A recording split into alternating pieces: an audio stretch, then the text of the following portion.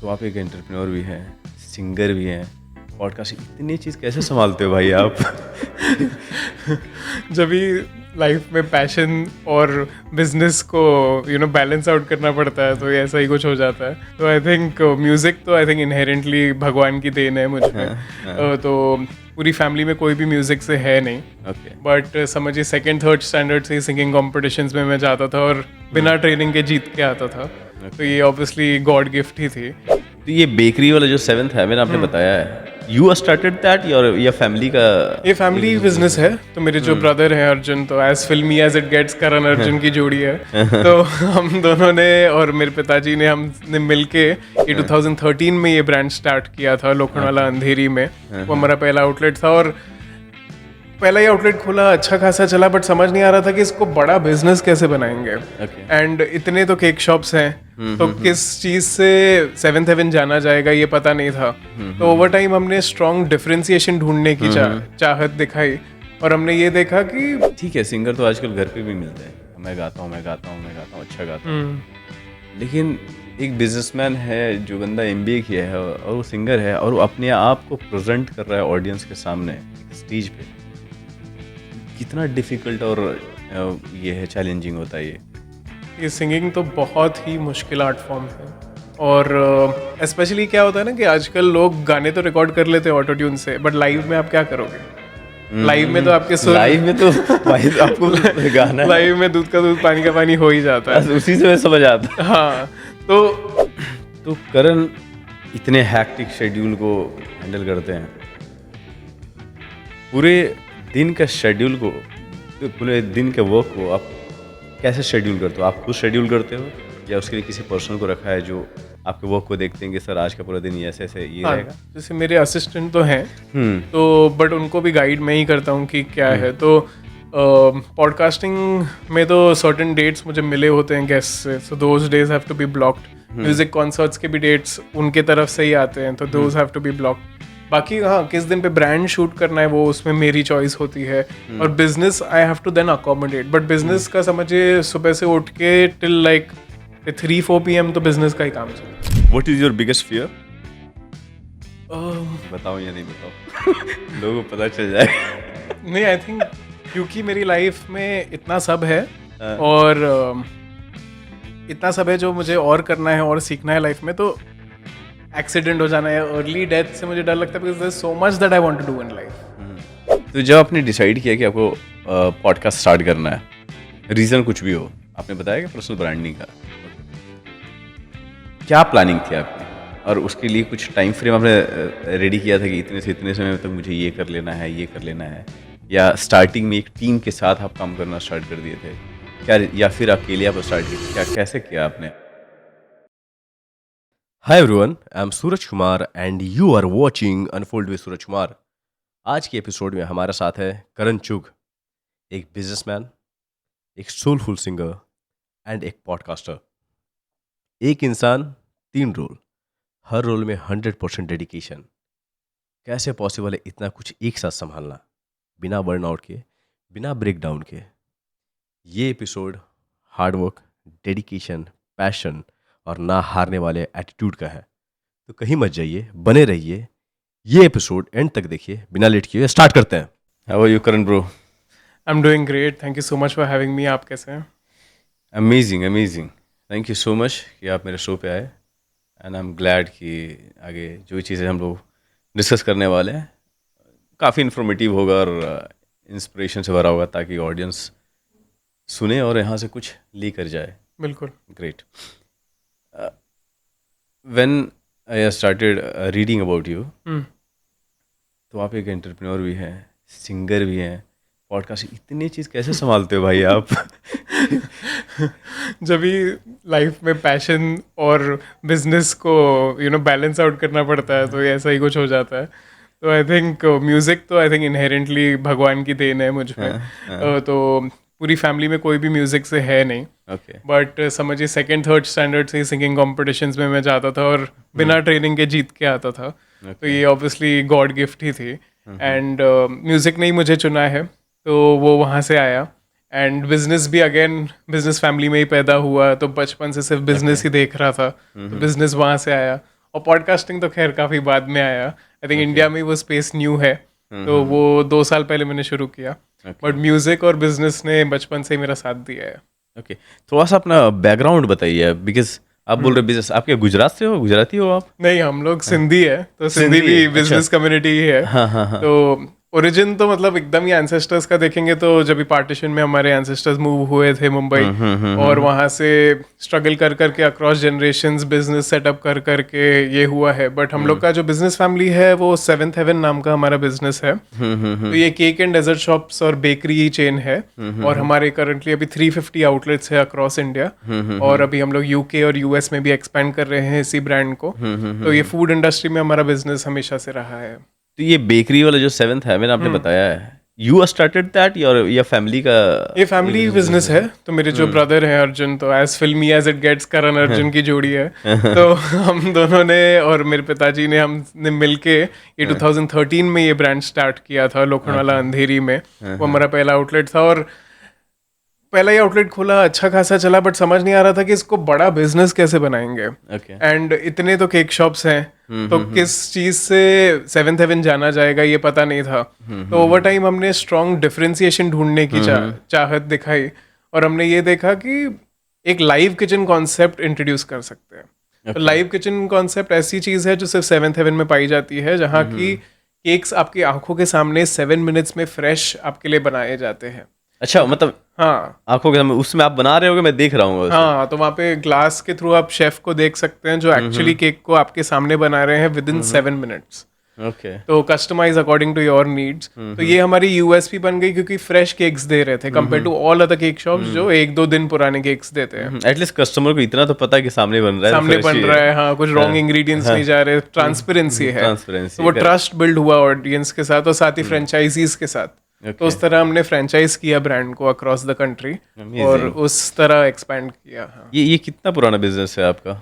ये समझिए अभी 12 साल तो हो गए इसको रनिंग, और उसके भी मतलब स्टार्ट करने के भी 2 साल पहले हमने ऑनलाइन केक सेल स्टार्ट करना शुरू किया था। तो उसमें 2 साल पहले सीखा बिजनेस को। एक्चुअली तो ये केक्स में घुसना ही नहीं था, रेस्टोरेंट्स खोलना था। और रेस्टोरेंट में हम लोग पूरा जो वर्कआउट किया, समझा कि 1 करोड़ का तो इन्वेस्टमेंट है। तभी हमने बोला कुछ जानते नहीं है फूड इंडस्ट्री का, बहुत बड़ा इन्वेस्टमेंट हो जाएगा, बेकरी से सीख लेते हैं, फिर रेस्टोरेंट पे आ जाएंगे।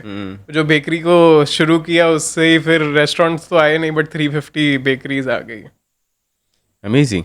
तो जब अपने बिजनेस आपके फैमिली का ऑलरेडी है, तो आप इसमें इन्वॉल्व हुए, राइट? क्या पोजीशन था जब आप इन्वॉल्व हुए थे, और अभी क्या सिचुएशन है आपकी कंपनी का? हाँ, तो पहले तो मैंने जब भी मेरा MBA कंप्लीट किया, तो उसके बाद पहले मैंने फ्रेंचाइजिंग का काम ले लिया था पूरा। मतलब आपके आने के बाद स्टार्ट हुआ फ्रेंचाइजी वर्क? नहीं, समझिए जब मैंने ज्वाइन किया सेवेंथ हेवन के 13 आउटलेट्स थे जो मेरे पिताजी और मेरे भाई ने मिलकर। ये कब की बात है? ये समझिए 2016-17 की बात होगी जब मैंने ज्वाइन किया था। ओके। पर खैर, अभी जब घर में ही बिजनेस हो रहा हो तो आप हमेशा से तो इन्वॉल्व रहते ही हैं, बट एक्टिवली जैसे एजुकेशन 22 के एज पे मेरी MBA खत्म हुई, तो मैंने फ्रेंचाइजिंग डिपार्टमेंट को टेक ओवर किया। और तभी 13 आउटलेट्स थे, और मैं जब से फ्रेंचाइजिंग कर रहा था मैंने 100 आउटलेट्स तक ले गया उस ब्रांड को। तो 100 आउटलेट्स तक ले गए, फ्रेंचाइजीज कन्वर्ट किया, एंड देन ऑब्वियसली फिर टीम बहुत बड़ी हो गई, तो मुझे फ्रेंचाइजिंग डिपार्टमेंट को नहीं हैंडल करना था। फिर मेरा रोल अभी भी स्ट्रेटेजिक ज़्यादा है। तो स्ट्रेटेजिक डिसीजंस और न्यू प्रोडक्ट इनोवेशंस, वो तरीके का ओवरऑल ज़्यादा है, डेलीगेशन देखना, प्लानिंग्स वगैरह और ग्रोथ पे ज़्यादा। करेक्ट। तो अभी when you are at the top of the company, अगर मैं कामों में फंस जाऊंगा तो कुछ काम नहीं होगा, काम नहीं हो पाएगा। मेरा काम है काम करवाना। करेक्ट। तो अब वो काम है, और स्ट्रेटेजिक काम ज़्यादा है कि ब्रांड को रेलेवेंट कैसे रखें। अच्छा, अभी वीगन प्रोडक्ट्स लाने चाहिए, अच्छा ज़्यादा शुगर फ्री लाने चाहिए, तो कैसे टाइम के आगे रहना है, क्योंकि उस टाइम पे हमने सक्सेस दिखी क्योंकि कुछ डिफरेंशिएशन की, लाइव किचन कॉन्सेप्ट की, बट अभी 10 साल तो हो गए, उसके भरोसे आज नहीं रह सकते क्योंकि अभी का समय चेंज हो गया है। तो वापस मेरा काम है प्रिडिक्ट करना कि अच्छा क्या है जो मुझे वो सेवेंथ हेवन को वापस आगे रखेगा, तो वो काम मेरा है। तो अभी जैसे बताया कि जब आप ज्वाइन किए थे तो 13 आउटलेट्स थे I think, and after that you worked hard and 100 से ऊपर हो गया अभी, और आप ऊपर से देख रहे हो कि कहाँ पे क्या चेंजेस लाने हैं, किस तरह की नई चीज़ें लानी है। बिकॉज मैं भी बिजनेस करता हूँ, तो आई कैन टोटली अंडरस्टैंड जो आप बोल रहे हो, क्योंकि मैं भी उसी सिचुएशन में भी हूँ ये मेरा पैशन है, that's why I am doing podcast. Great.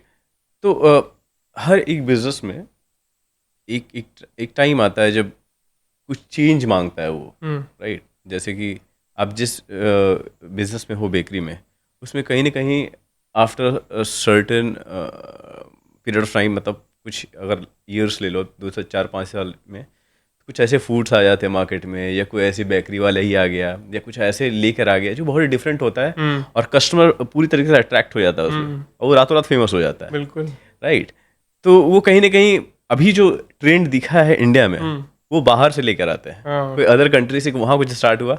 अब जैसे बड़ी कंपनीज का ले लें हम लोग, तो ओला के बारे में कौन नहीं जानता है, जोमेटो के बारे में कौन नहीं जानता है, तो वो उनका प्योर नहीं है। यहाँ प्योर है इंडिया में जो स्टार्ट किया, लेकिन वो कहीं से उठाया हुआ आइडिया।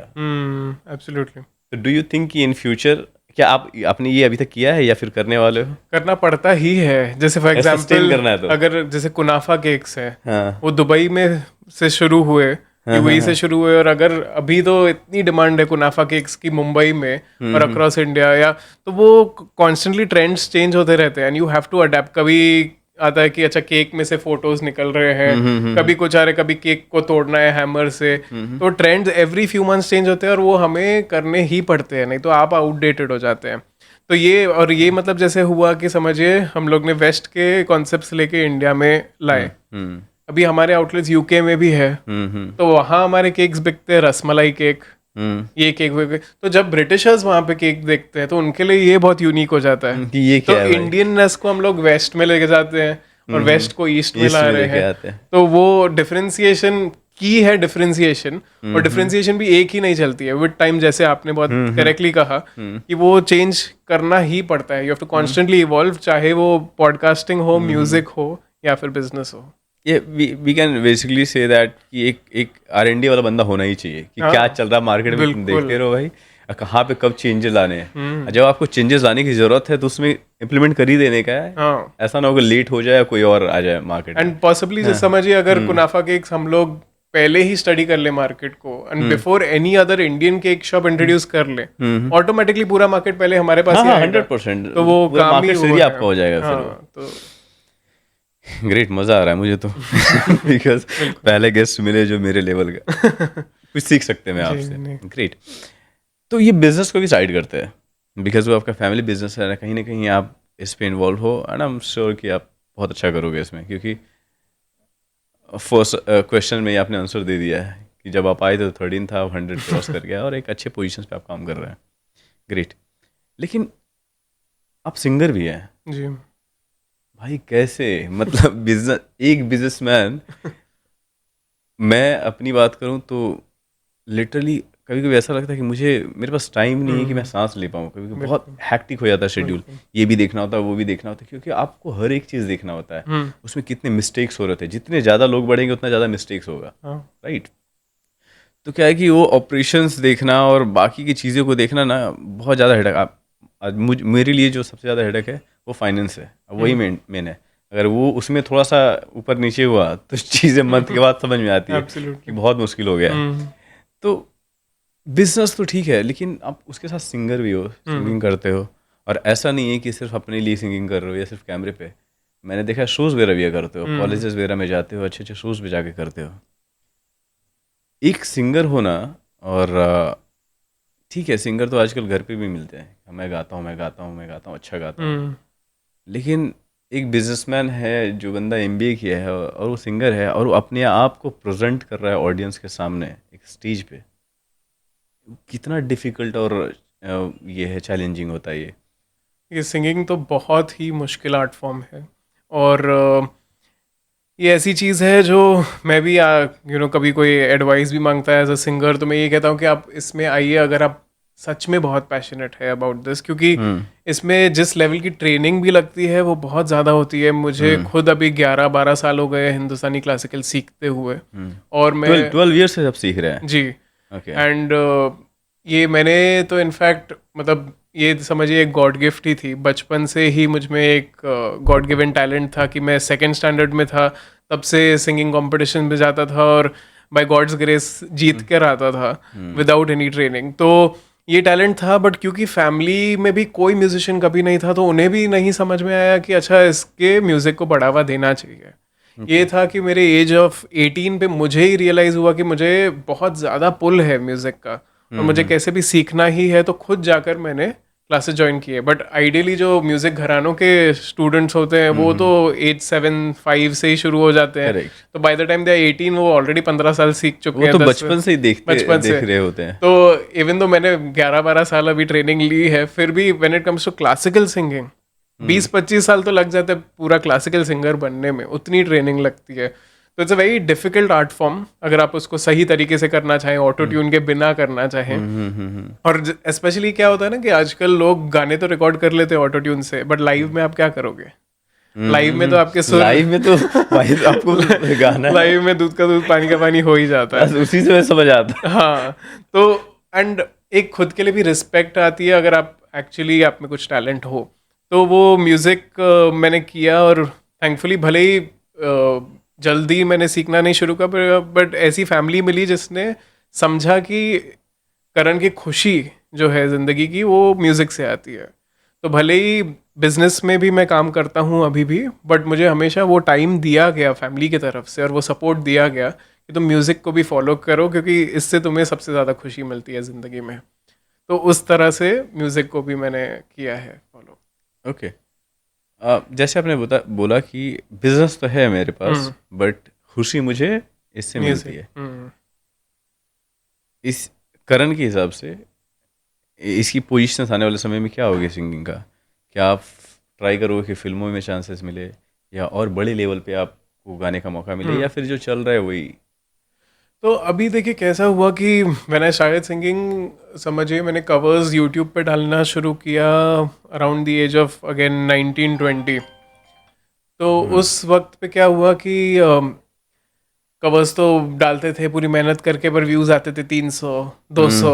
अच्छा। तो आप एक महीना मेहनत करके वीडियो बनाते, पहले प्रैक्टिस करो, फिर म्यूज़िक रिकॉर्ड करो, फिर वीडियो बनाओ, एडिटिंग करो, डालो, और फिर 200 लोग देखते हो, उसमें से 50-60 तो आपके फ्रेंड्स और रिलेटिव्स ही है जिनको मैंने फोर्स करके बोला आप देखो। तो शुरुआत वैसी हुई स्ट्रगल की।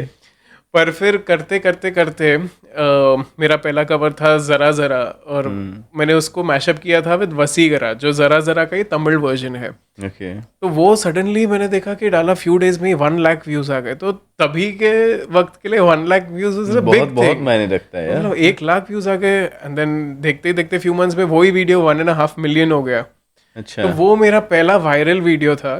एंड फिर मुझे जाके स्ट्राइक हुआ कि बाकी वीडियोस 300 व्यूज और ये 1.5 मिलियन, तो क्या अलग था? तो इसमें ये अलग था कि गिवन द चॉइस कि ओरिजिनल गाना सुनो या फिर किसी नए सिंगर का कवर सुनो, तो ओरिजिनल ही सुनेंगे, क्यों सुनेंगे किसी नए सिंगर का? यहाँ मैंने जब भी उसको मैशअप बनाया बिटवीन हिंदी एंड तमिल, अच्छा, मिक्स कर दिया था। तो आधा हिंदी में गाया, आधा तमिल में गाया। तो उस वजह से लोगों को एक रीजन मिला कि अच्छा इसका कवर सुनते हैं, कि दोनों लैंग्वेजेस सुनने मिले। तब जाके मुझे स्ट्राइक हुआ I have to differentiate here as well. तो उस तरीके से मैं फिर डिफरेंशिएट करता गया। बहुत तमिल कवर्स किए, तमिल वर्सेस हिंदी मैशअप, और न जाने बहुत सारे कवर्स किए, बट हर इसमें मैंने बंगाली में गाया, पंजाबी में गाया, तेलुगु में गाया, हर लैंग्वेजेस में गाना शुरू किया, और उस तरह से नोटिस हुआ। तो वो चैनल भी ओवर 1 लाख सब्सक्राइबर्स हो गया। एंड तब से नोटिस हुआ, एंड देन करते करते पहले मुझे लगता था कि ये तो मेरा पोर्टफोलियो है to become a playback singer, क्योंकि तभी सोशल मीडिया इतना बड़ा था नहीं जब मैंने शुरू किया था। बट करते करते ये रियलाइज हुआ कि मुझे तो डायरेक्ट ऑडियंस तक कनेक्ट है, तो मुझे ज़रूरत ही नहीं है किसी की। अब के ज़माने में मैं नाम तो नहीं ले सकता, बट इतने प्लेबैक सिंगर्स हैं जिन्होंने रणबीर कपूर तक के लिए गाने गाए हैं, और उनकी फॉलोइंग होगी 10,000 ऑन सोशल मीडिया। okay. और उनके शोज पे कोई नहीं आएगा क्योंकि किसी को पता ही नहीं है कि उन्होंने गाया है। हाँ। आज आपकी वैल्यू एज अ सिंगर है आपके फेस वैल्यू, मींस ब्रांडिंग कह सकते हो। ब्रांडिंग तो अनलेस मैं वो डिनाई नहीं कर सकता कि अगर आप अरिजीत सिंह है तो वो आप सोशल मीडिया से नहीं पहुंच सकते। आई एग्री, वो तो होना बट अरिजीत सिंह एक ही है इंडिया में। करेक्ट। बट न जाने कितने सिंगर्स हैं जिनकी सोशल मीडिया फॉलोइंग है ही नहीं, despite having song 10 songs in Bollywood. तो आज के दौर में अगर आपको शोज की टिकट्स बेचनी है, जो actually main source of income है फॉर एनी सिंगर, वो टिकट्स बिकती हैं बेसिस या सोशल मीडिया फॉलोइंग। तो आज पूरा गेम चेंज हो गया है, जहाँ मिडिल मैन की ज़रूरत नहीं है कि म्यूजिक डायरेक्टर मुझे काम दे या रियलिटी शोज मुझे टीवी पे ले जाएं जिससे कि मैं ऑडियंस तक पहुंच सकूं। आज मेरी ऑडियंस मेरे सामने है। तो मेरा ये एम बचपन से, क्योंकि मैं बिजनेस फैमिली से आया हूँ, ये मेरे नेचर में नहीं है कि मैं चापलूसी कर कर काम लूँ किसी से। अच्छा। हम लोग क्योंकि बिजनेस फैमिली से, तो वो माइंडसेट ही नहीं है। तो मेरा माइंडसेट यही है कि मुझे ओरिजिनल गाने लिखने हैं, खुद के जो लाइफ की लर्निंग्स है उन्हें गानों में पिरोकर प्रेजेंट करना है। तो वो मेरी ऑडियंस मैं खुद बना रहा हूँ, जो अभी 3 लाख के ऊपर की है ऑलरेडी, और उसे और बढ़ाना है। तो जब ऑडियंस मेरे पास है तो किसी और की ज़रूरत नहीं है। तो स्टार्टिंग में जैसे बताया आपने कि वीडियोस को आप खुद कर रहे थे, वो एडिटिंग वगैरह खुद करते थे आप? सब खुद करता था मैं, घर पे ही अपने रूम में एक माइक पे रिकॉर्ड करता था, वीडियो भी खुद मोबाइल फ़ोन पे रिकॉर्ड करता था, बहुत पुअर क्वालिटी में। आई थिंक 720p, तभी तो बहुत ऐसा HD लगता था मुझे। तो वैसे एंड एक ही जगह पे खड़े होके बस गाता था, तो कुछ पता भी नहीं था उस दौर में। इतना फनी एम्बैरेसिंग वीडियोस है मेरे, but you know looking back हंसी तो बहुत आती है वो वीडियोस देखकर, बट ऐसे भी लगता है कि मैंने उस वक्त के लिए अपना बेस्ट ट्राई किया। करेक्ट। एंड कंटेंट क्रिएशन में आप तभी बढ़ सकते हैं जब भी आप बिना डर के बस शुरुआत करें, and with every video you keep improving. अच्छा, ये वीडियो क्यों नहीं चला, ये वीडियो क्यों चला, वो स्टडी करके गलतियों को हटाकर सही चीज़ों को रिपीट करते जाना है, तो वैसे ग्रोथ होती है। तो अभी एक इन्फ्लुएंसर हो गया आप, because lot of people follow you, right? जी। तो स्टार्टिंग में कितना समय लग गया आपको एक वीडियो वायरल करने के लिए? देखिए, जैसे ज़रा का जो वीडियो था, I think was between 6 to 8 months of me starting to put out covers. So 8 months के 8 months के लिए मैंने कवर्स डाले जो बिल्कुल नहीं चले। कितने डाले होंगे उससे पहले? मतलब समझिए 8-10 तो डाले ही होंगे, जिनमें 9 months में 8-10 डाला आपने? हाँ। और उसमें मतलब समझिए, ये म्यूजिक बनाना, म्यूजिक कवर्स बनाना एक्चुअली बहुत लंबा प्रोसेस है। वो देखने में तो लगता है कि हाँ सुन लिया आगे बढ़ गए, बट एक्चुअली वो बहुत लंबा प्रोसेस है। उसमें पहले आप प्रैक्टिस कीजिए, ट्रैक बनवाइए पहले तो, फिर उस पर गाना गाइए, फिर गाना गाने के बाद वीडियो शूट कीजिए जिस पे लिप सिंक करके वीडियो बनता है, फिर एडिटिंग होती है, फिर अपलोड होता है। तो ये 5 स्टेप प्रोसेस है। तो बाकी वीडियोस में कैसे होता है, जैसे आप टॉकिंग वीडियो है या इवन पॉडकास्टिंग है, जैसे मैं भी पॉडकास्ट करता हूँ, तो बस बात की रिकॉर्ड हुआ, एडिट होके अपलोड हो गया। तो वो इतना 1 महीने में 1 वीडियो ही निकलता था, एंड देन उसके बाद 100 व्यूज आते थे, तो दिल एकदम ही टूट जाता था। तो वो जर्नी रही। But I think for anyone who starting out, ये समझना कि initial struggle is a part of your journey is very important. नहीं तो आप छोड़ ही देंगे 5 महीने में ही लोग छोड़ देंगे। लेकिन करण, आपका स्ट्रगल था कहाँ? आप तो 9 वीडियोस डाले आपने, राइट? 9-10 10th वीडियो तो आपका चल ही गया। 10th वीडियो चल गया, बट 9-10 महीने तो समझिए आपको लग रहा है कि कोई देख ही नहीं रहा है। हाँ, मतलब वो 9-10 में मेंटली लग रहा है कि सब फ्लॉप जा रहा है, कोई देख ही नहीं रहा, मेरे फैमिली देख रही है। तो वो 9 महीनों तक भी डालते रहना कि नहीं ये नहीं हो रहा है करके छोड़ नहीं देना। हाँ, वो मेन गेम है, क्योंकि मोस्ट कंटेंट क्रिएटर्स आपको 6 महीने में ही दिख जाएगा कि कुछ स्टार्ट करेंगे, छोड़ देंगे, 5 महीने में छोड़ देंगे। गेम है कि मेरी लक समझिए 9th मंथ पे चली, किसी की शायद 1st मंथ में ही चल जाए, किसी की तो बहुत समय लग जाती है। हाँ, और किसी की 2 साल बाद चले। तो वो गेम है कि आप कब तक करते रहते हैं, you don't give up, that is the game. कोई एक पर्सन जो आपको उस दौरान जब व्यूज नहीं जा रहे थे, वो आपकी वीडियोस को सुनते थे, फिर बोलते थे बहुत मस्त गाया तू?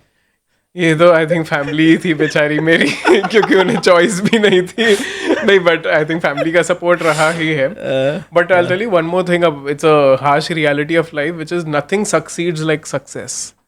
इसका मतलब ये है कि जब आप ग्रो कर रहे हो तो बाहर से तो लोग बोलते हैं अच्छा है करो, पीठ पीछे न जाने आपके बारे में क्या लोग बोल रहे कि पता नहीं इसका तो कोई ऐसा जो सुना हो आपने, फिर उसको रिस्पॉन्स दिया? मतलब ये डायरेक्टली तो किसी ने मुंह पे नहीं कहा, बट ये एक वाइब फील हो जाती है कि लोगों को लगता है इसका ऑलरेडी बिजनेस है, ये क्या कर रहा है, टाइम पास कर रहा है, टाइम वेस्ट कर रहा है। एंड देन जब आपके लाखों सब्सक्राइबर्स हो जाते हैं, आप ब्रांड डील्स कर रहे हैं, कॉन्सर्ट्स कर रहे हैं, तो वही लोग जाके सब अपने रिलेटिव्स को बताते हैं कि अरे करण हमारा रिलेटिव है। तो वो चेंज ऐसे ही आती है। तो नथिंग सक्सीड्स लाइक सक्सेस। तो इनिशियल टाइम पे nobody will believe in you, and family भी I think is believing in you out of love. They also are really scared inside कि पता नहीं हमारा बेटा क्या कर रहा है, और उनको भी लग रहा है कि यहाँ पे MBA बिजनेस करके आए हैं वो। MBA करके आया और यहाँ बिजनेस है, यहाँ डायरेक्ट CEO बन जाए, क्यों स्ट्रगल कर रहा है करेक्ट करेक्ट। और क्यों धक्के खा रहा है।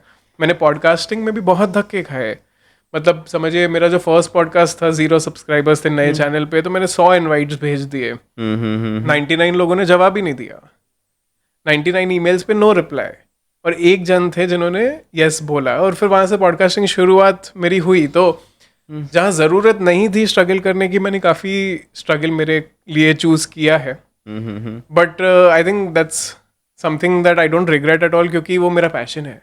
करेक्ट। तो वो करने के लिए this was the process, I never saw it as struggle, I saw it as the process. Okay. तो खुद में बिलीफ हमेशा स्टार्टिंग से ही रखी है। Amazing amazing. तो जो प्रोसेस जो आपने बताया कि ये स्ट्रगल आपके लिए नहीं, ये प्रोसेस है। अगेन मैं बोलूँगा कि 9 मंथ्स में अगर आपने 9 वीडियोस है तो मेरे हिसाब से वो बहुत ज़्यादा स्ट्रगल नहीं है, लेकिन मेंटली आप बहुत ज़्यादा डिस्टर्ब थे कि वो चल नहीं रहा है एंड ऑल दैट।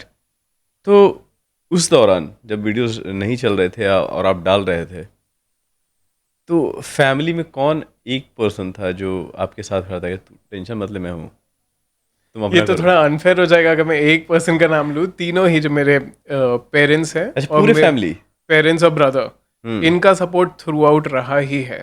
तो मैं किसी एक जन का नाम नहीं ले सकता, तो तीनों का हमेशा मैन। हाँ फॉर्चुनेट फॉर श्योर, क्योंकि MBA करने के बाद नहीं एक मिडिल क्लास फैमिली भी होता है, क्या कर रहा है, MBA कर गया है, कुछ काम कर ले। बिल्कुल नहीं, ये डर तो काफी टाइम तक, क्योंकि देखिए एक वीडियो वायरल होने से भी आप सडनली, ऐसा नहीं है कि आपकी लैक्स में फॉलोइंग पहुंच गई, आप मे बी 500 सब्सक्राइबर्स पे थे तो 10,000 फॉलोअर्स पे पहुंच गए, तो 10,000 पे भी तो थोड़ी आप कमा रहे हैं ना, आपको लाइव शोज मिल रहे हैं ना ब्रांड्स मिल रहे हैं।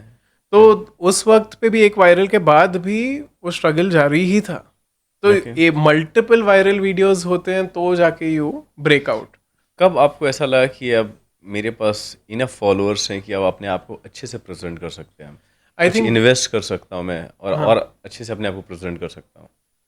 आई थिंक मेरे लिए हमेशा से ही 100K was a benchmark. I think वो एक सिल्वर प्ले बटन भी जब आता है तो वो फैमिली को भी लगता है कि अच्छा कुछ तो सही हो रहा है। साथ ही उस दौरान 50+ ब्रांड्स के साथ मैंने काम किया, and these were national and international brands, be it shopper stop, Myntra से लेके Amazon, YouTube itself paid me to create videos for YouTube से लेके मतलब न जाने अनगिनत ब्रांड्स के साथ काम हुआ। और वहां से जब फैमिली देखती है कि अच्छा पैसे रियल में आ रहे हैं तो उनको लगता है कि चलो ठीक है कुछ हो रहा है। फिर सडनली आपको मैसेजेस आते हैं कि अच्छा लाइव शो करो। अभी उसमें दूसरी बात ये थी कि मुझे वेडिंग्स पे परफॉर्म नहीं करना था, मुझे सर्टेन लाइव शोज नहीं करने थे, तो I am very choosy about my shows. मैं क्योंकि म्यूजिक के मेरे लिए, मेरा ईगो नहीं है बट ये म्यूजिक के लिए रिस्पेक्ट है मेरा, कि समझे मैं गा रहा हूँ और वेडिंग्स में लोग खाना खा रहे हैं, गाना खत्म हो गया, कोई ताली भी नहीं बजा रहा है, तो मैं बैकग्राउंड में मुझे नहीं गाना है, क्योंकि मैं नहीं हूँ बट मैं म्यूजिक को प्रेजेंट कर रहा हूँ, आर्ट को प्रेजेंट कर रहा हूँ, आर्ट की बेइज्जती है। Amazing. तो उस वजह से आई चूज कॉलेज शोज या कॉर्पोरेट शोज जहाँ ऑडियंस बैठी है only to see me perform, proper response मिल रहा है और रिस्पेक्ट है, और वो मतलब समझे कॉलेज का प्रो नाइट है या कुछ है where everyone's showed up only to see the show, music की इज्जत है वहां पर। तो वो भी था। तो again I have to say that I have some amount of privilege, कि क्योंकि मैं बिजनेस में काम कर रहा था साइमल्टेनियसली, जैसे मैंने आपको पहले बताया कि जो फ्रेंचाइजिंग का काम कर रहा था वो म्यूजिक के साथ ही चल रहा था, वो भी मैं कर रहा था, तो मेरा सोर्स ऑफ इनकम वहां से भी आ रहा था, तो फैमिली थोड़ी शांत थी उस तरीके से। और that also gave me the opportunity to choose my live shows, to choose brands, क्योंकि काफी ब्रांड्स ऐसे आते थे जैसे रम्मी का ऐप या फिर लेदर प्रोडक्ट्स या ऐसे टाइप के काफी चीजें जो मेरे वैल्यूज के अगेंस्ट है, इवन अल्कोहल ब्रांड। तो मैंने ये सब कभी प्रमोट नहीं किए पैसों के लिए।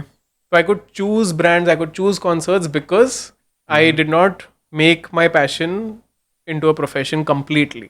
मेरा सोर्स ऑफ इनकम बिजनेस से भी आ रहा था, तो I could choose the right things for my self and create the right image. Okay. तो कभी ऐसा लगा दैट कि उसी जैसे आपने बताया कि सिर्फ एक ही वीडियो आपका वायरल हुआ था, तो कभी ऐसा नहीं लगा कि यार बिजनेस तो है ही, क्यों इतना मैं हेडक ले रहा हूँ, चलो सिंगिंग आता है तो गा लेंगे, कभी अकेले गा लेंगे, कॉलेज फ्रेंड लोगों के साथ गाएंगे, नहीं लगा कि छोड़ो ये सब चीज़ें, बिजनेस ही पे फोकस करते हैं? तो वो 9 मंथ्स के दौरान किस तरीके के जो एक थॉट जो बहुत ज़्यादा आपको परेशान करता था, वो थॉट क्या था? थॉट देखिए जो परेशान करता था वो एक ही था कि फैमिली को वो कंफर्टेबल करना है अबाउट माय करियर, बट ये कि मैं छोड़ दूं म्यूजिक, ये मेरे जिंदगी में आज तक ये थॉट नहीं आया है। बिकॉज ये जैसे लोगों के लिए सांस लेना होता है, ब्रेथ ले रहे हैं आप हवा, तो मेरे लिए वो म्यूजिक है। अब मेरे लिए म्यूजिक छीन ले तो फिर लाइफ ही निरस है जैसे, तो I can't survive without music. तो ये थॉट तो था ही नहीं, बट ये था कि I have to make money through music just to make my family comfortable, कि मैं आवारागर्दी नहीं कर रहा हूँ, मैं कुछ ढंग का कर रहा हूँ और लाइफ में सेटल हो सकता हूँ इवन थ्रू म्यूजिक। तो आपकी फैमिली बैकग्राउंड एक मिडिल क्लास की है या एवं middle class? Upper middle class. Upper middle class है। जी। ग्रेट।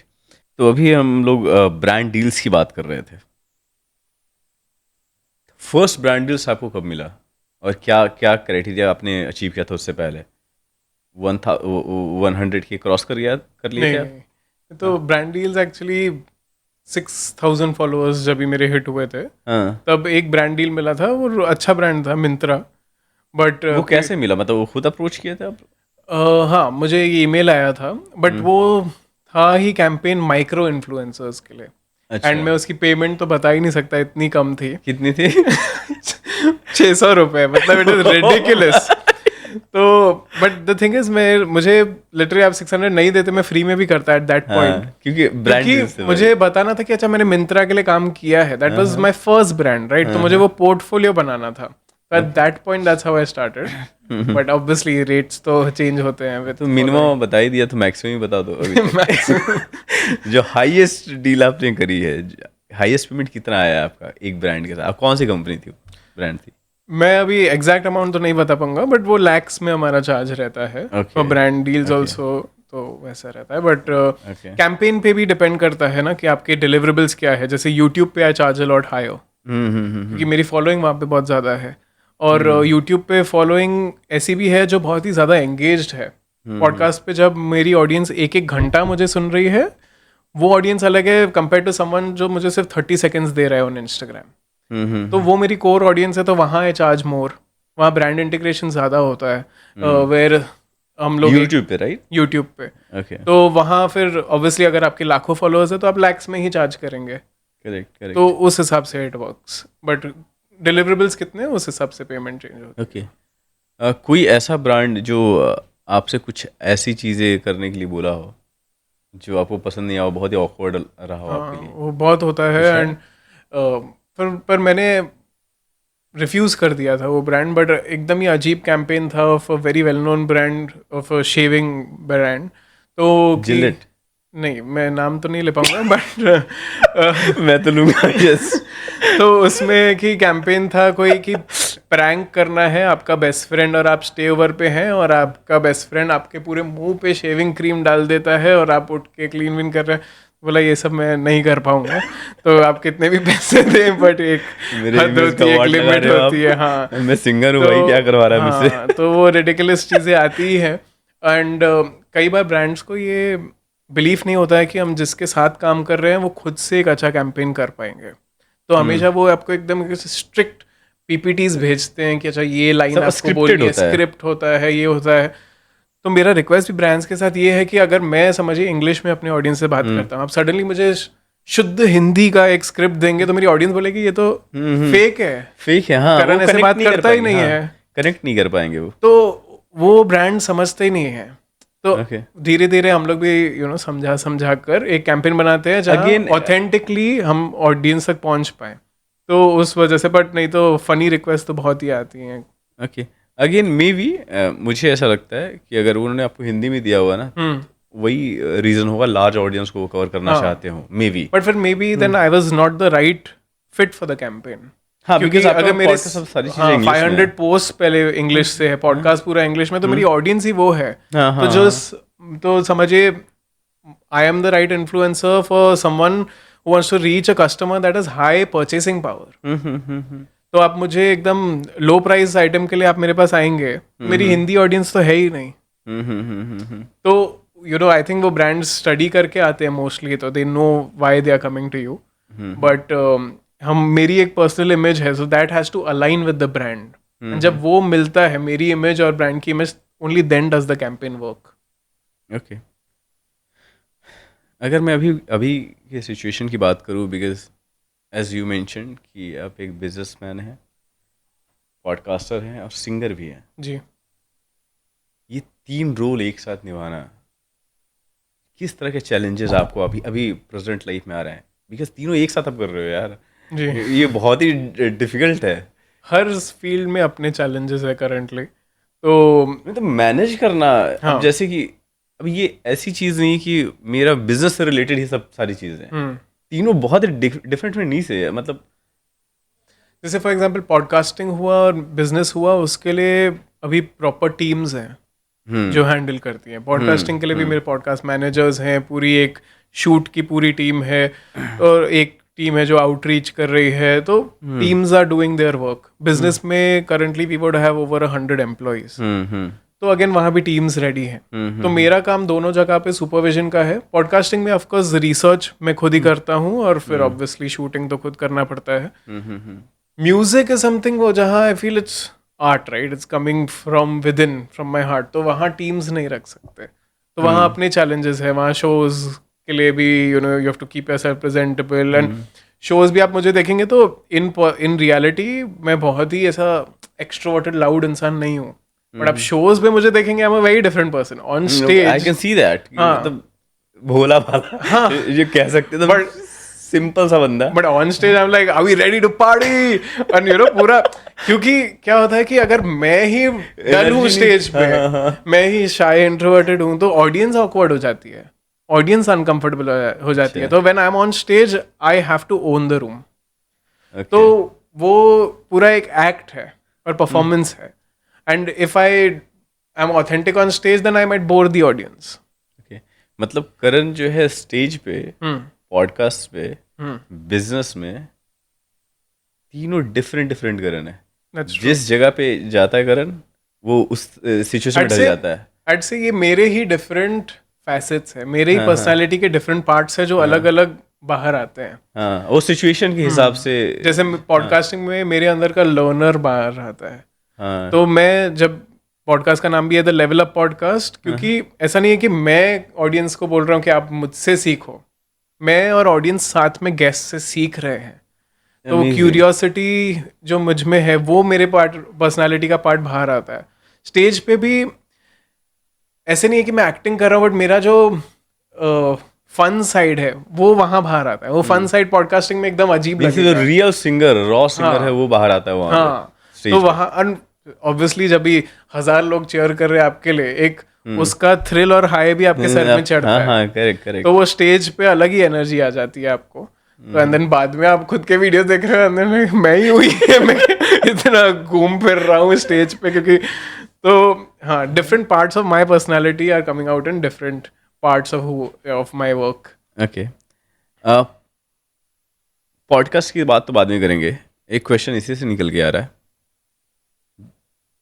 जब कभी भी ऐसा हुआ जब आप कोई शोज पे गए और आपको सिंगिंग करना हो, उससे पहले का कुछ ऑकवर्ड सिचुएशन या कुछ ऐसा टेंस कुछ दिमाग में चल रहा हो जो बहुत हेडेक है, और स्टेज पे जाते ही इसको आपने स्विच ऑफ कर दिया और फिर स्टार्ट हो गया आप?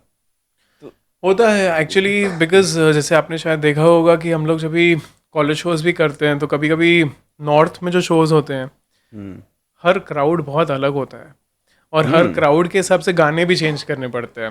जैसे अगर मैं नॉर्थ में जा रहा हूँ तो ऑटोमेटिकली मैं ज़्यादा पंजाबी गाने इंक्लूड करता हूँ मेरे सेट में, और नॉर्थ क्राउड को हैंडल करना और मुंबई के क्राउड को हैंडल करना पूरा ही अलग बात है। तो नॉर्थ के क्राउड में कभी लोग रहते हैं जो बिन बात के भी कुछ चिल्ला देंगे शो के बीच में, कुछ उल्टा। अगर मैं बोल रहा हूँ अभी रेडी टू पार्टी, कोई मस्ती करने के लिए बोल देगा नो। हाँ। अभी हमारा काम है कि अगर कोई नो भी बोलते तो हम लोग इसको जोक में ही करके बोले लग रहा है आपकी वाइफ नहीं आई आज आपके साथ, कि आप थोड़ा आउट ऑफ कंट्रोल हो गए हो, या फिर समझिए कभी लिरिक्स भूल गए। तो हम लोग के काफी ट्रिक्स होते हैं कि मैंने एक लाइन गाया एंड देन माइक वहां कर दिया, तो उनको लग रहा है मैं ऑडियंस इंटरेक्शन कर रहा हूँ, बट शायद मैं लाइन भूल गया। ऐसा हुआ है? हाँ, ऑफ कोर्स ऐसे होता है। We are prepared. समझिए कि कोई मुझे लाइन याद नहीं है तो एक लाइन पहले भी हम अभी यहाँ कर देंगे। तो ये हमारे ट्रिक्स होते हैं। तो कभी कभी समझिए आउटराइट मिस्टेक हो गई। ये कभी कभी क्या होता है कि मेरे हाथ में भी सब चीज़ें नहीं है, साउंड इंजीनियर ने गाना ही लेट प्ले कर दिया या किसी म्यूजिशियन ने कुछ रॉन्ग प्ले कर दिया, तो कभी कभी आउटराइट मिस्टेक हो जाती है। तो देन देन यू कैजुअली से कि अरे बड़े बड़े शोज में से छोटी छोटी मिस्टेक्स होती रहती है, यू नो वैसे टाइप का जो करके, because your job is to keep the show going and to cover up as if nothing's happened. तो ये एक्सपेक्ट करना कि हर शो परफेक्ट ही जाएगा इज इम्पॉसिबल। एंड ये मेरी बात छोड़िए, आप सोनू निगम को ले लीजिए, कोई भी बड़े से बड़े सिंगर्स को ले लीजिए, हर सिंगर के शो में कुछ ना कुछ ऑफ जाता है, बिकॉज इज लाइव, और लाइव में मिस्टेक्स एज ह्यूमंस होना ही है। Why singers get the most value compare to musicians, इसलिए म्यूजिशियंस में एक इंस्ट्रूमेंट बज रहा है, एक मशीन बज रही है। Singing is the toughest because एक ह्यूमन गा रहा है और ह्यूमन एरर होगा ही। तो वो ह्यूमन एरर होता है, कभी एक सुर कभी ऑफ हो जाता है, खुद को ही पता लगता है, बट ऑडियंस को नहीं पता है शायद। तो आपका काम है कवर अप करना।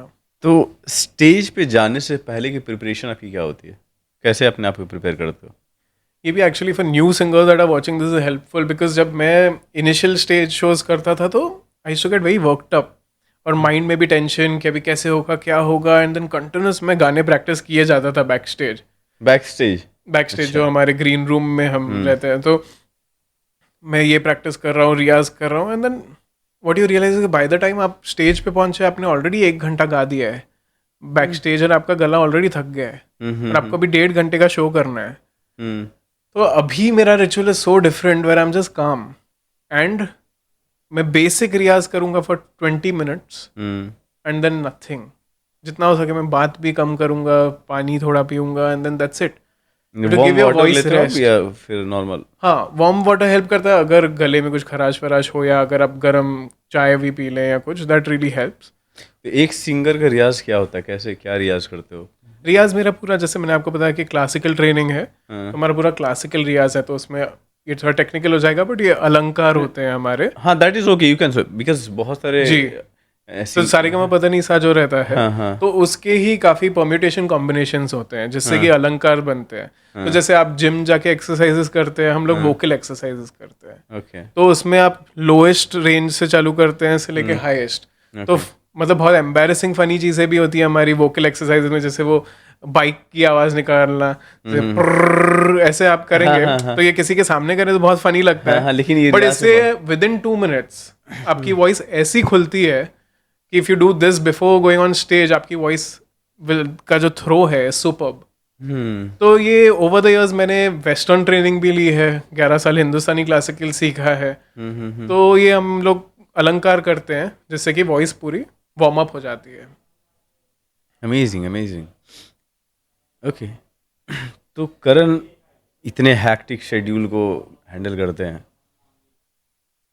पूरे दिन का शेड्यूल को, पूरे दिन के वर्क को आप कैसे शेड्यूल करते हो? आप खुद शेड्यूल करते हो या उसके लिए किसी पर्सन को रखा है जो आपके वर्क को देखते हैं कि सर आज का पूरा दिन ऐसे ये रहेगा? जैसे मेरे असिस्टेंट तो हैं, तो बट उनको भी गाइड मैं ही करता हूँ कि क्या है। तो पॉडकास्टिंग में तो सर्टेन डेट्स मुझे मिले होते हैं गेस्ट से, so those days have to be blocked. Music concerts के भी डेट्स उनके तरफ से ही आते हैं, तो those have to be blocked.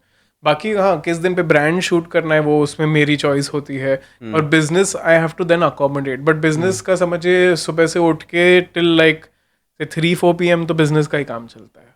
उसके बाद is when the second half of the day is when I can focus on music and podcasting. Okay. तो फर्स्ट हाफ तो हमेशा बिजनेस में ही जाता है काम। ओके। क्योंकि ये बहुत डिफिकल्ट होता है जब आप 3 चीज़ें अलग अलग कर रहे हो जी, उसको अरेंज करना ना बड़ा मुश्किल है। क्योंकि मुश्किल है। सिर्फ ऐसा नहीं है कि सिर्फ मैं बिजनेस ही कर रहा हूँ या फिर सिंगिंग ही कर रहा हूँ या पॉडकास्टिंग कर रहा हूँ जी। अगर आप उससे अलग हट जाओ तो लोग अपने बॉडी पे ध्यान देते हैं, अपने डाइट पे चीज़ें चल रही होती है, फैमिली फ्रेंड्स को भी टाइम देना होता है, और आप इतनी चीज़ ऑलरेडी कर रहे हो कब सो गया Absolutely. ये इसको शांत कैसे रखते हो आप? नहीं, it is very challenging and this can not happen अगर आपके फैमिली फ्रेंड्स आपकी लाइफ को ना समझें और आपको सपोर्ट भी ना दें, तो उसके बिना पॉसिबल नहीं है। एंड खुद में भी गिल्ट रहता है, राइट? अगर कितने बार आप इतना स्ट्रेस हो जाते हैं by the end of the day that all you want to eat is like a chocolate और आइसक्रीम, कि मैं इतना स्ट्रेस हो गया, मुझे स्ट्रेस ईटिंग करके कुछ रिलैक्स करना है, बट जैसे ही आपने चॉकलेट खा लिया, शिट अभी मेरा कल शूट है, यू नो ब्लोटिंग हो जाएगी, ये हो जाएगा, I can not afford to put on weight, हम लोग कैमरा पे रहते हैं ऑल द टाइम, तो प्रेशर्स तो बहुत हैं ही of being in the public eye, and it is a very challenging job. तो यहाँ पे कुछ क्वेश्चंस ऐसे आ रहे हैं अभी मेरे पास, जो भी अभी तक कन्वर्सेशन किया उसको कवर करते हैं, समराइज करते हैं. फर्स्ट जो हमने डिस्कशन किया बिजनेस के ऊपर, अभी तक आपने जो भी जर्नी आपकी रही बिजनेस की, उसमें 5 ऐसी मेजर चीज़ें जो आपने सीखी है, if you can speak about that.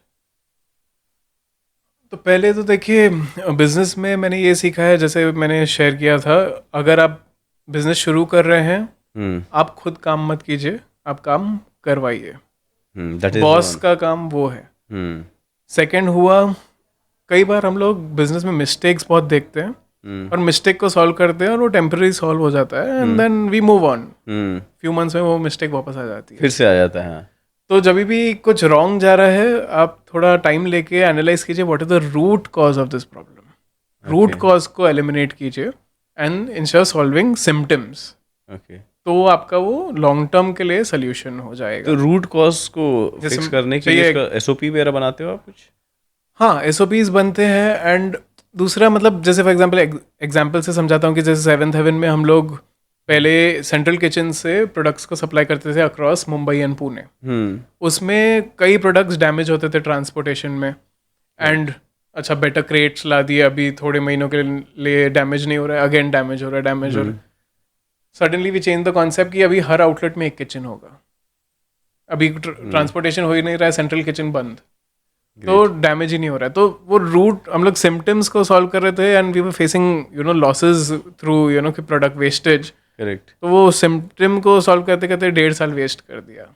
तो रूट को सॉल्व किया कि अच्छा हर आउटलेट में किचन डाल दो, तो वो प्रॉब्लम ही एंड हो गया. तो ऐसे होता रहेगा, आपके बिजनेस में कई प्रॉब्लम्स आते रहेंगे, आप रूट को सॉल्व कीजिए.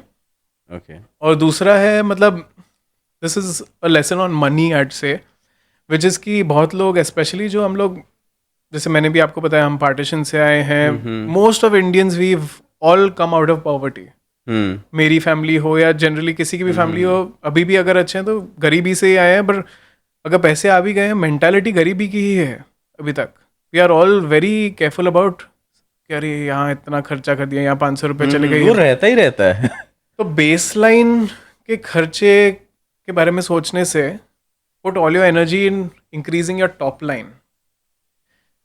कि मैं यहाँ 500 रुपये बचाऊँ, यहाँ 200 रुपये बचाऊँ, यहाँ 100 रुपये बचाऊँ, से मैं 1 लाख कमा रहा हूँ, तो अभी 5 लाख कैसे कमाऊँ. तो ये अगर आप चेंज करें थिंकिंग, आप that is the one I admire जो आपने बोला ना, ये अक्सर मैं भी कहता हूँ जी, कि आप जिस चीज़ को बचाने की कोशिश करो, 10 रुपये का, 20 रुपये, 50 रुपये कहीं से बच जाए, आप ये यूज़ क्यों नहीं कर रहे हो कि 5,000 रुपये कहाँ से कमाऊँ. जी, 50 रुपये बचाने के लिए जितना एनर्जी आप दे रहे हो उसमें, राइट, कमाने के लिए उतना दे दो ना यार. Right. That is the one I follow that. Yes. चौथा जो मेरा लेसन है आज के ज़माने में, it is social media. It is a crazy avenue for you to create your personal brand. आप मेरे पॉडकास्ट पे अंकुर वारिकू आए थे, एंड वो उनका जो सोर्स ऑफ इनकम है comes through selling courses. And Webveda पे उनके बहुत सारे कोर्सेज है, बट उनके जो पेजेस हैं जहाँ पे क्रोर्स ऑफ फॉलोअर्स हैं, वहाँ एक भी बार वो कोर्स नहीं बेचते हैं. तो आप लेसन ये है कि वो अपने पेज पे सिर्फ वैल्यू दे रहे हैं, सिर्फ हेल्प कर रहे हैं लोग, free of cost. Free of cost help कर रहे हैं, जिससे कि उन्होंने ट्रस्ट बिल्ड कर दिया. ट्रस्ट बिल्ड किया है. अब लोग खुद जाके उनके कोर्सेज ढूंढते हैं, कोर्सेज लेने के पहले डरते नहीं है, क्योंकि ट्रस्ट है. उनका बुक आया, ऑटोमेटिकली बेस्ट सेलर हो जाता है. तो नाउ गोल्डन अपॉर्चुनिटी है. जैसे मैं बता रहा था, म्यूजिक और पॉडकास्टिंग के लिए मेरे पास डायरेक्ट ऑडियंस है. I don't need a third person. Even businesses now don't need marketing through someone. You have your audience right in front of you. तो एक पर्सनल ब्रांड बनाइए, even if you are a business owner, that will really help you. अब मैं भी podcast पर आकर 7th haven की बात कर रहा हूँ, राइट. तो 7th हेवन के साथ मैं भी एसोसिएट हो रहा हूँ जी. 7th हेवन प्रमोट हो रहा है. करेक्ट. तो ये पर्सनल ब्रांड बनाना भी बहुत जरूरी है. The last lesson is AI. अगर इस जमाने में आप AI को नहीं यूज कर रहे हैं, in no time you and your business will be outdated. तो ये हर चीज़ में बस यही सोचे कि मैं AI को कैसे यूज़ करूँ. Try and replace humans with AI as much as possible in your business. क्योंकि you like it or not, AI is here to stay. ये सोशल मीडिया का एक ज़माना अभी था, वो गया है. अभी का ज़माना AI का है.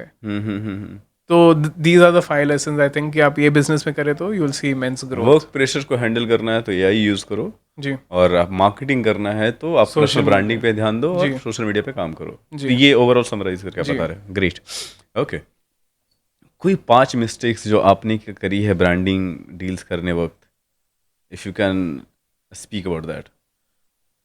एक तो मिस्टेक ये हो जाती है कि कई बार, अभी तो नहीं होती बट इनिशियल डेज में मैंने ये मिस्टेक की है कि पूरा ब्रांड वीडियो बना देते थे, सेंड करते थे फॉर अप्रूवल, एंड देन ये क्लॉज में है कि चेंजेस नहीं होंगे, रीशूट नहीं हो पाएगा. चेंजेस एडिट में देते हैं ब्रांड्स बट रीशूट नहीं होगा.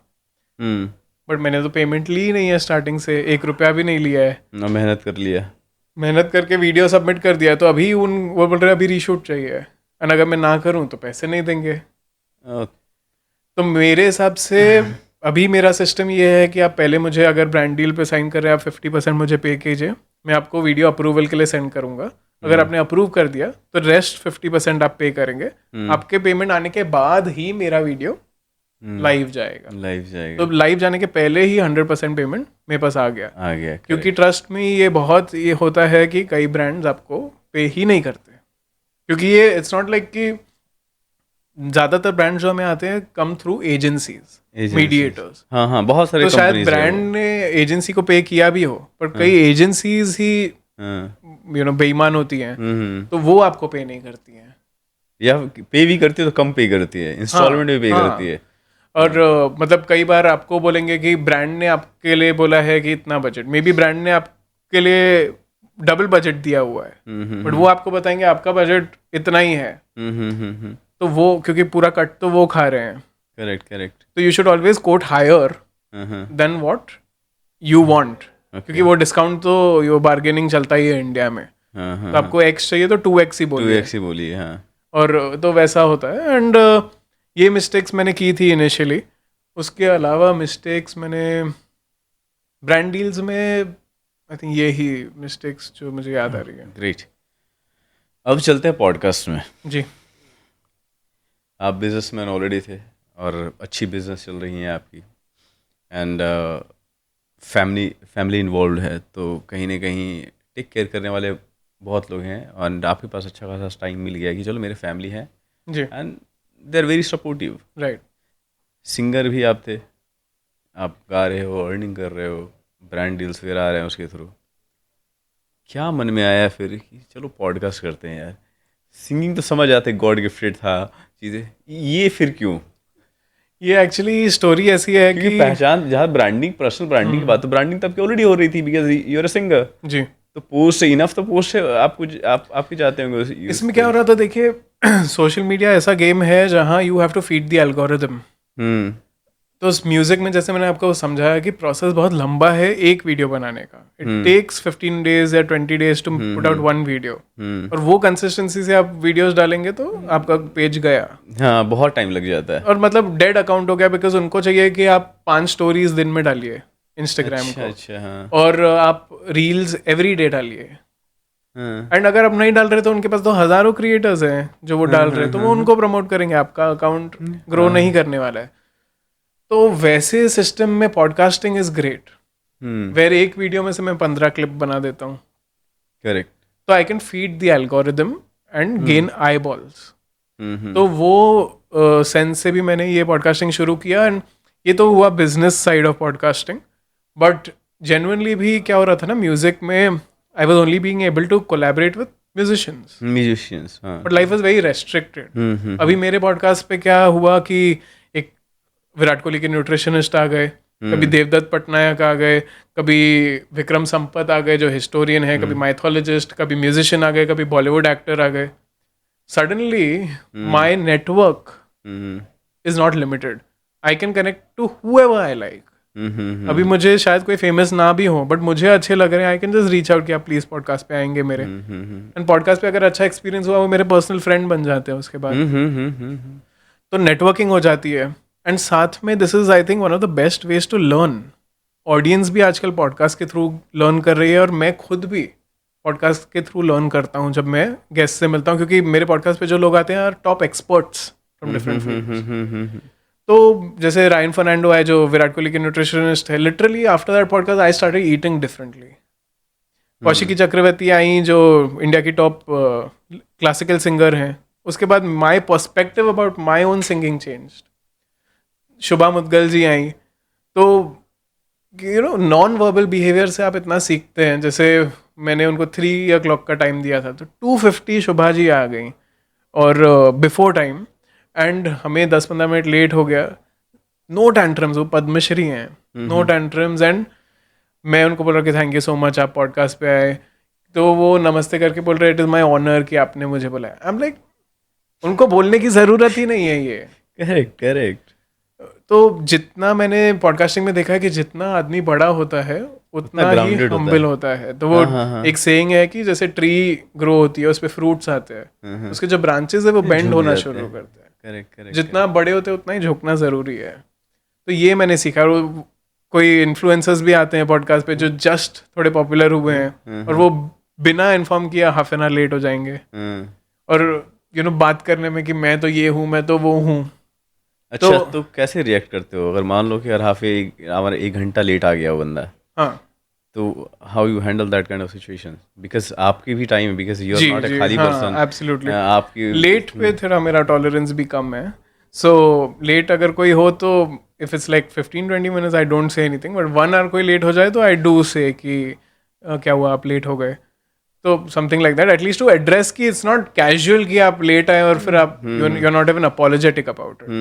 तो I will address that, but again if they are my guest I treat them like my guest. So I would not react in an aggressive way, बहुत subtle way में. But it's just that after that my interest also in being friends with them is not there. You know, आप एक impression wrong create करते हैं. तो for me personal commitments में late होना एक अलग बात है. Professional commitments में to be on time is very important. Very important. Very important. Correct. And एक सर झुकाकर रहना. अब लता मंगेशकर जी को देखिए, उनसे बड़े तो कोई सिंगर है ही नहीं. है ही नहीं. हाँ. एंड लता जी मेरे माइंड में जो इमेज है ऑलवेज दिस. या कोई भी बड़े में बड़े आर्टिस्ट देखेंगे आपको ह्यूमिलिटी ही दिखेगी. मींस जितने बड़े लोग उतने ज्यादा ग्राउंडेड हम्बल होते हैं वो. तो ये लेसन तो काफी ये चीजें भी आप सीखते हैं. एंड देन आई रियलाइज कि okay this is how I have to carry myself. कि मेरे नंबर्स आ गए कोई बात नहीं है. यू नो लाइक अभी लाखों फॉलोअर तो क्या हुआ, कुछ भी नहीं. तो बहुत ग्रो करना है, बहुत सीखना है. और 60 के भी हो जाए तो भी अरे लाइफ में अभी बहुत सीखना है और सर झुका के रहना है. तो ये सीखे. ग्रेट. तो जब आपने डिसाइड किया कि आपको पॉडकास्ट स्टार्ट करना है, रीज़न कुछ भी हो, आपने बताया कि पर्सनल ब्रांडिंग का, ओके, क्या प्लानिंग थी आपकी? और उसके लिए कुछ टाइम फ्रेम आपने रेडी किया था कि इतने से इतने समय तक मुझे ये कर लेना है, या स्टार्टिंग में एक टीम के साथ आप काम करना स्टार्ट कर दिए थे क्या, या फिर अकेले आप स्टार्ट किए थे? क्या कैसे किया आपने, क्या प्लानिंग था आपका? राइट. तो मैंने जब ये स्टार्ट किया it was during lockdown. Okay. तो ये इन पर्सन शूट्स की वाज नॉट पॉसिबल. तो मुझे जूम पर शुरू करना पड़ा. ओके. तो वैसे मैंने स्टार्ट किया. एंड थैंकफुली क्या था कि जो सेलिब्रिटीज भी थे वो भी घर पे ही थे, फ्री थे, अपने काम नहीं कर पा रहे थे. तो that's how I could start getting guests. And मैंने शुरुआत की थी मेरे बेस्ट फ्रेंड के साथ. तो पहले ये पॉडकास्ट एक्चुअली 2% पॉडकास्ट था. एंड उसका नाम भी पहले ब्लेजर्स एंड बॉक्सर्स था. बट हम दोनों साथ में करते थे. बट मेरे जो बेस्ट फ्रेंड है he had to shift to Australia for his personal reasons. तो वो सोलो पॉडकास्ट बन गया. एंड जब से हुआ तो मैंने रीब्रांडिंग कर दी into the level up podcast. And उसमें देन जैसे ही माय बेस्ट फ्रेंड शिफ्टेड, हमने अराउंड समझिए 50 एपिसोड्स किए थे जूम पे. एंड जैसे ही उसने बिलीव किया सोलो ब्रांडिंग में, that's when I started in person podcast. And that is when quality of shooting content improved. क्योंकि जूम पे रेस्ट्रिक्शन ये था कि वो 720p के वीडियोस मिल रहे थे मुझे. एंड अगर आप उसके क्लिप्स बनाए तो देन वो बहुत डिस्टॉर्टेड और ब्लरी काइंड ऑफ वीडियोस आ रहे थे विद समटाइम्स बैड ऑडियो. तो जैसे ही इन पर्सन 4K में शूट करना स्टार्ट किया, that is when I saw growth. First मेरा जो वायरल पॉडकास्ट एपिसोड था was with Virat Kohli nutritionist mister Ryan Fernando, तो वो ओवर 5 मिलियन क्रॉस कर गया व्यूज 5 मिलियन गया जी इंस्टाग्राम और यूट्यूब पे। ओके तो वो ओवर 5 मिलियन गया, तो that was when my podcast broke out. So for समझिए 1.5 ईयर और ऑलमोस्ट 2 ईयर समझिए कोई पॉडकास्ट वायरल नहीं गया। मैक्सिमम अराउंड 25,000 व्यूज गया कोई पॉडकास्ट। तो उसमें भी काफ़ी रेजिलियंस लगी, एंड जैसे मैंने पहले बताया था 100 इनवाइट्स 99 लोगों ने तो जवाब भी नहीं दिया। एक जन इनवाइट्स का प्रोसेस क्या था, कैसे करते थे बस मैं कोल्ड ईमेल ईमेल कहाँ से मिलता था आपको?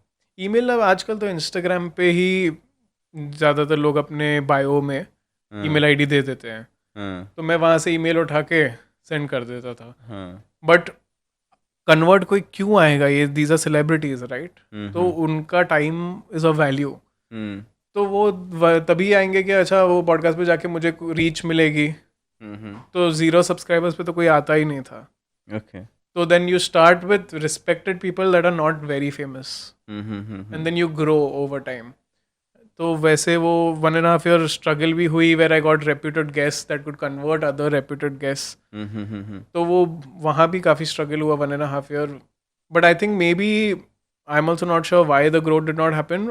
आई think a major part was also because it was on zoom.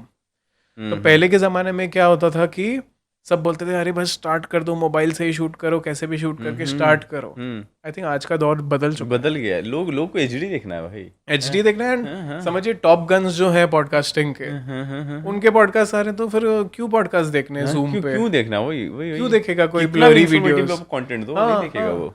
और वो क्लिप्स पे भी ब्लरी वीडियोस ये वो नहीं देखेंगे। तो I think I made that mistake for 1.5 year.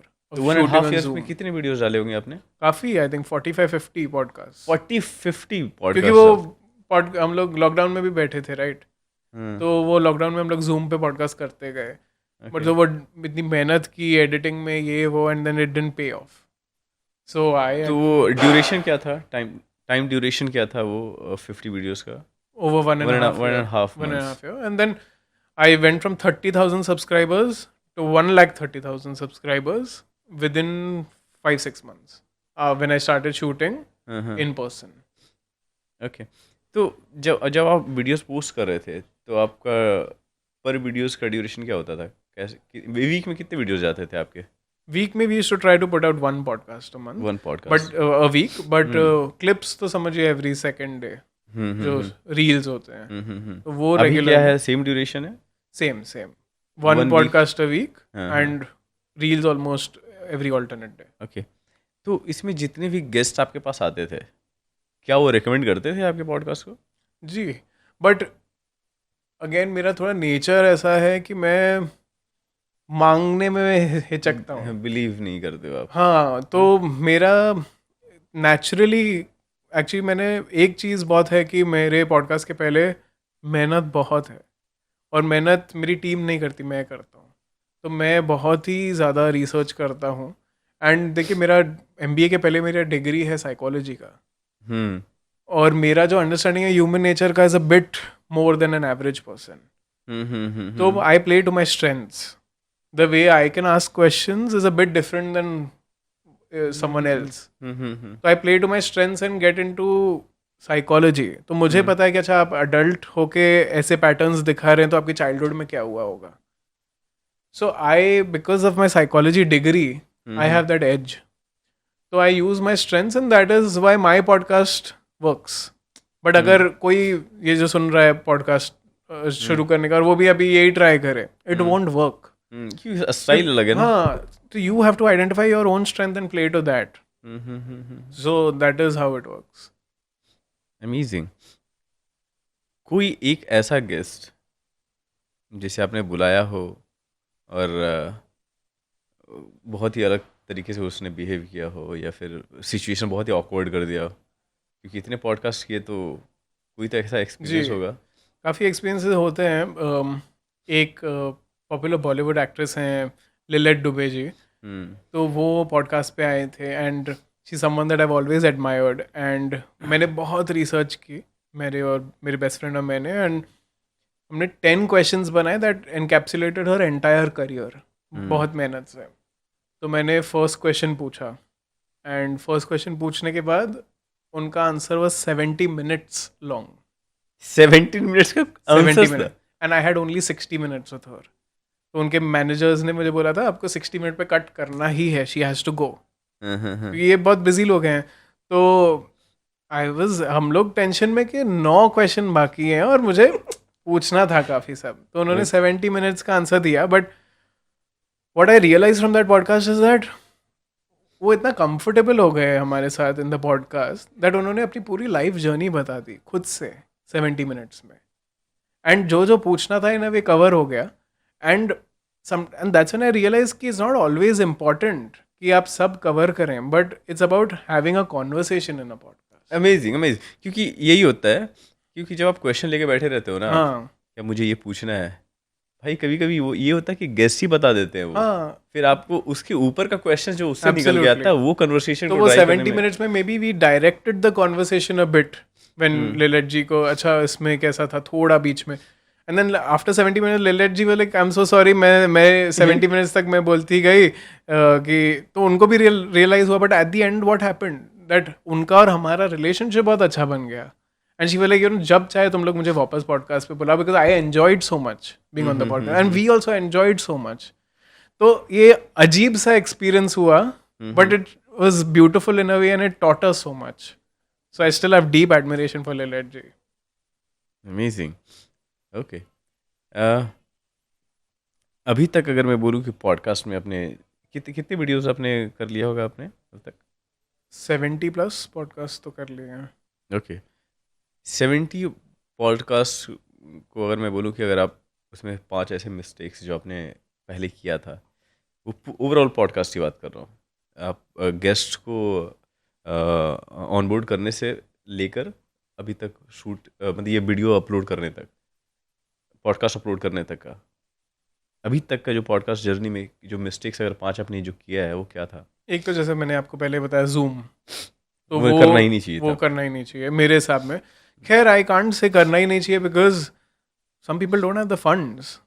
ये शूट करने के लिए पैसे लगते हैं, बहुत तो पैसे लगते हैं, बहुत आप पैसे लगते स्टूडियो हैं। रखो, कैमरा लो, कैमरा रखो, तो इट इज अगर आप अफोर्ड कर सकते हैं तो प्लीज आप इन पर्सन शूट कीजिए, नहीं कर सकते तो आप जूम से स्टार्ट कीजिए, यू ठीक है।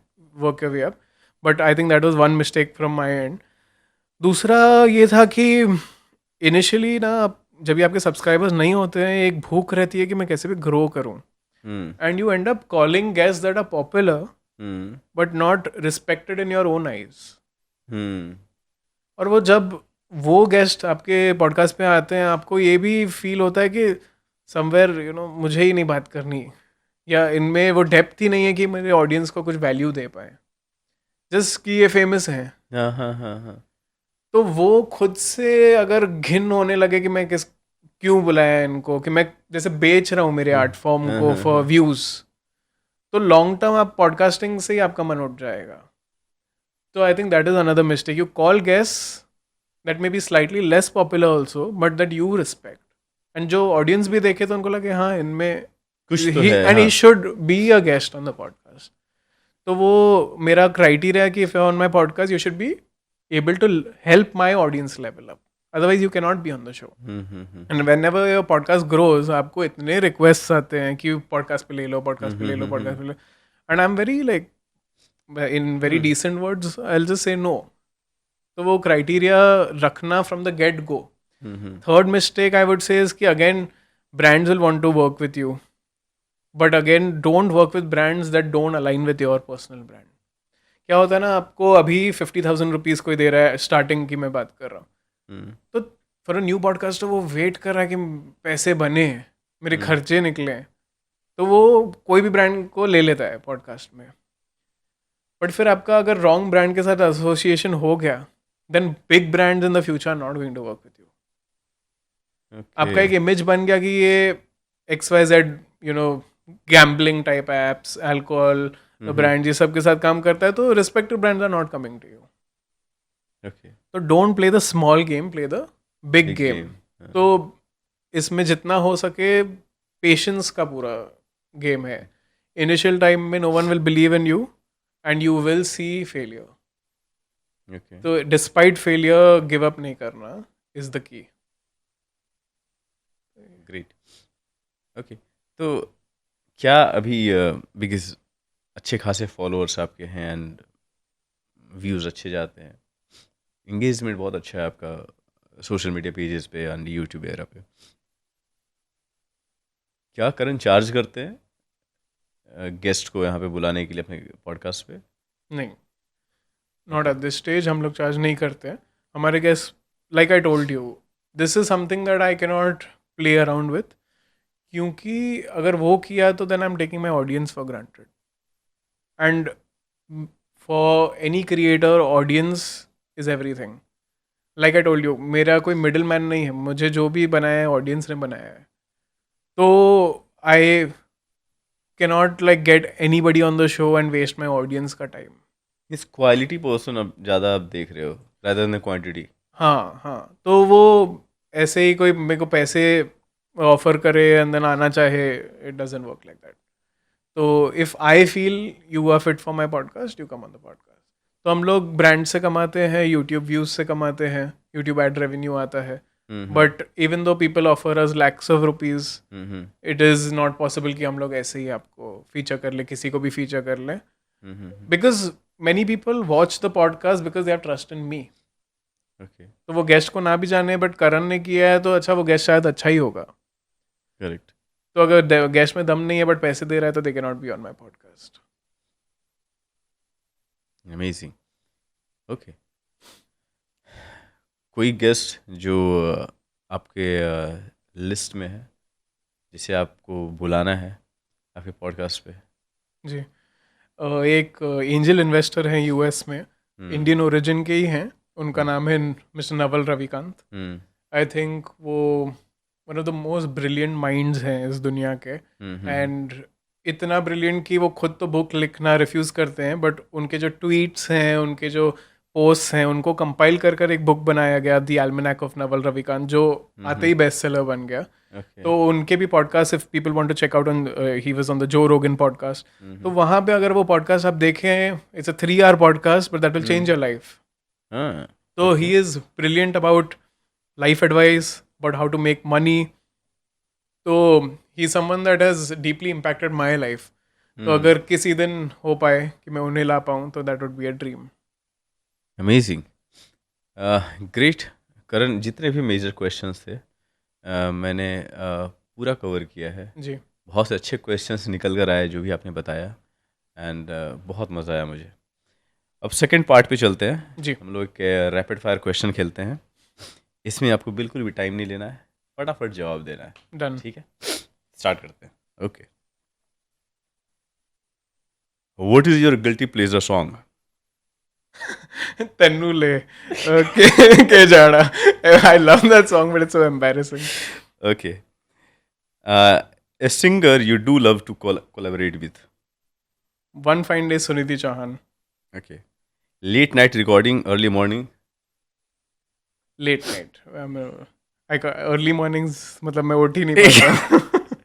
कितने बजे उठते हो आप? मैं मतलब 9 o'clock तक उठ जाता हूँ वो, पर मैं सो ही नहीं पाता रात को. मतलब मेरे को 2 बजे के पहले तो नींद नहीं आती. Okay, one fun moment you will never forget? One fun moment मतलब when I met like so many celebrities on the podcast, चाहे शुभा जी हो, कौशिकी जी हो, because as a singer मतलब सोच भी नहीं सकते कि इनको मिलके 1 घंटा बातें करेंगे उनसे. Okay, okay. What is your go-to comfort food? Pasta. Okay. First song you ever performed on a stage? पहला नशा. Okay. Most used emoji in your chat? वो जो बस स्माइल है विद यहाँ ब्लशिंग चीक्स. तो कुछ ऑकवर्ड होता है वो भेज दो बस. कभी कोई समझ ही नहीं आता कि क्या भेजना है, तो समझे कुछ ब्लंट कर्ट रिप्लाई भी देना, एंड में वो इमोजी डाल के आप उसको न्यूट्रल कर दो. आगे मुझे मैसेज ही नहीं करना. Amazing. 3 things you can't live without? I mean, obviously family, friends and good food. Okay. music. Music. Sorry. Yeah. Okay. One word your friends would use to describe you? Passionate. Passionate, okay. Most underrated artist in your opinion? एक बहुत ही beautiful गजल artist है India में, प्रतिभा सिंह बागेल। मतलब she sings like it's poetry in motion, तो उनको बस सुनिए आप। Okay. What is your biggest fear? बताओ या नहीं बताओ? लोगों को पता चल जाएगा। नहीं, आई थिंक क्योंकि मेरी लाइफ में इतना सब है हाँ। और इतना सब है जो मुझे और करना है और सीखना है लाइफ में, तो एक्सीडेंट हो जाना या अर्ली डेथ से मुझे डर लगता है, because there is so much that I want to do in life. अब बहुत सारी चीजें कनेक्टेड है एक दूसरे से। हाँ, तो because I love living life so much कि I don't want to like lose that. Amazing, okay. Fame, love, freedom, pick one. Freedom और लव दोनों ही चाहिए। फेम फिर भी छोड़ सकते हैं, but love I think. Love, great. What is on your playlist right now? मेरी प्लेलिस्ट किसी को पसंद नहीं आएगी, because it's all semi classical and ghazals और ठुमरीज और ये सब होती है, बट जैसे लटुलझी और ये सब टाइप के गाने हैं। सो प्यार का नगमा है टाइप सॉन्ग सुनते हैं आपके? पुराने बॉलीवुड भी सुनता हूँ मैं, और 80s के सॉन्ग सुनते हैं आप? नहीं, वे तो मतलब सेमी क्लासिकल गाने जो आपने कभी सुने ही नहीं होंगे, गजल, ठुमरी, ये सब। तो ओके, ओके, हाँ, ओके। माउंटेन और beaches? Beaches. If not a singer, what would you be? Think अभी पॉडकास्टर या बिजनेस में ही होता है, और ऑप्शंस अभी आई कांट अफोर्ड, और टाइम ही नहीं है। ग्रेट। कोई एक कोट जो करण को बहुत इंस्पायर करता हो? आई थिंक ओशो कहते थे जो ये कि ships are not made for the harbour. मतलब लाइफ में आप जिंदा नहीं हो कि बस बैठे रहो, थोड़ा जॉब कर लो, थोड़ा खा पी के जिंदगी काट लो। अगर जिंदा हो, that means it comes with taking risks and living life dangerously. तो वो अगर रिस्क नहीं लिया तो अटके ही रह जाओगे, ग्रोथ भी नहीं होगी, उधर ही शेल में ही अपने रह जाओगे। तो growth comes with risk and you should have the capacity to take that risk. Amazing. Thank you so much Karan. Trust नहीं, मैंने तो बहुत कुछ सीखा है, और बहुत सारे मेरे पर्सनल क्वेश्चंस थे जो मैंने कवर किया, एंड आपने बहुत ही ब्यूटीफुली उसका आंसर किया। आई एम ग्लैड अगेन कि आप मेरे शो पे आए। बहुत मज़ा आया, and I am very much sure कि जितने भी ऑडियंस हमारे हैं उनको बहुत मज़ा आया होगा। कुछ है आपको आपके पास बोलने के लिए ऑडियंस को, तो प्लीज़ गो अहेड। ऑडियंस को तो यही कहूँगा कि थैंक यू सो मच कि आपने मुझे ओवर द इयर्स इतना सपोर्ट किया है। I never take my audience for granted and I work day and night to give you the best content.